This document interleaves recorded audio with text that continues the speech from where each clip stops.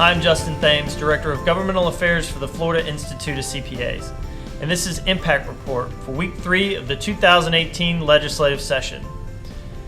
We're all settled into our new governmental affairs space here in Tallahassee, just a block and a half away from the Capitol.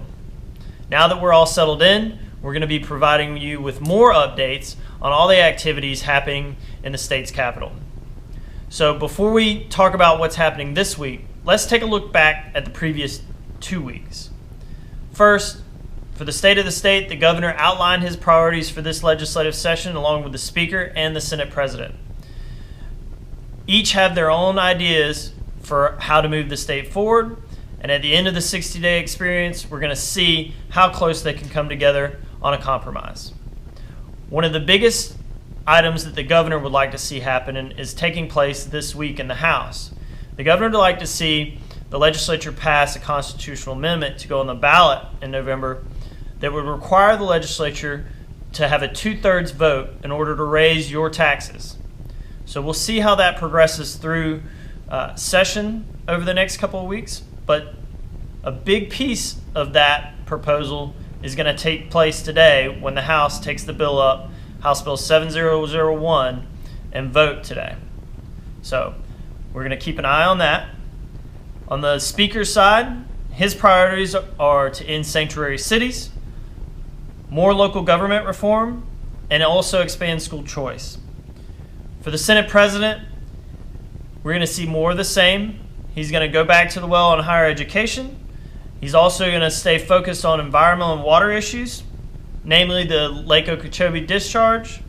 And also you're going to see the Senate take up juvenile justice reform. So along all of those themes, we're seeing bills take shape and start making their way through the legislative process. So for this week, we're going to see a couple major things happening. It's Children's Week here in Tallahassee, and namely one of the bills that we've been following related to young people is the changes to the high school graduation requirements.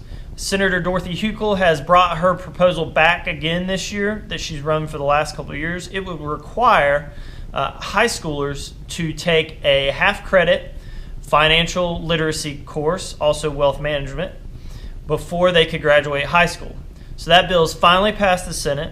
It's now being considered in the House, and we anticipate this bill could have a chance of actually passing this year. Also this week, we're seeing the budget take shape. The appropriations subcommittees have started to release their budget proposals, and now those proposals are going to be considered by the full appropriations committees. And then finally, one thing that we're going to be watching over the next couple of weeks intently is how the legislature deals with implementing the new federal tax code changes.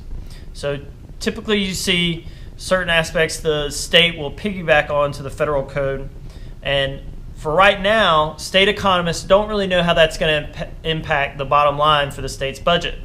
So we're going to be watching intently to see how the federal changes are going to trickle down and impact the state.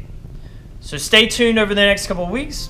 Like I said, we're happy to be in our new space, and thank you all for the support that you show the FICPA.